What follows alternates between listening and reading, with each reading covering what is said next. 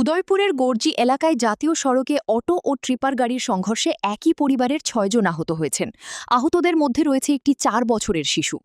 ঘটনার বিবরণে জানা যায়, বিলোনিয়ার বিবেকানন্দ কলোনি এলাকার বাসিন্দা সুমন পাল তার পরিবারের সদস্যদের নিয়ে নিজস্ব অটোতে উদয়পুর মাতাবাড়ি মন্দিরে পূজা দিতে যাচ্ছিলেন। পথে গর্জি এলাকায় পৌঁছলে বিপরীত দিক থেকে আসা একটি ট্রিপার গাড়ি নিয়ন্ত্রণ হারিয়ে অটোটিকে সজোরে ধাক্কা মারে।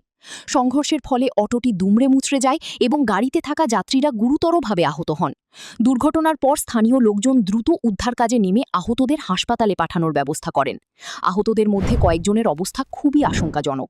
আমরা মাতার বাড়ি যেতেছি, তখন মনে হয় মোটামুটি করছি কাছাকাছি, আমি জানি না জায়গার নাম। এবার রং সাইডের থেকে টিপার একটা আইয়া দিছে বাড়ি দিবার পর আমার আর কিছু মনে নাই। দেখি আমি হসপিটালে, আমার মা বাবার পরিস্থিতি খুব খারাপ, আমার শ্বশুর শাশুড়ি তারারও, আমরা আর কেউ নাই। কোন জায়গা থেকে আছেন আপনারা? আমরা বিলোনিয়া বিবেকানন্দ কলোনি থেকে এসেছি। কয়জন আপনারা? আমরা, আমার মা বাবা, আমার জামাই, আমার শ্বশুর শাশুড়ি আর আমার বাচ্চারা। অন্যদিকে একথা ২৪ ঘণ্টায় আরও একাধিক সড়ক দুর্ঘটনায় হতাহতের খবর রয়েছে রাজ্যে। Bureau report, news now.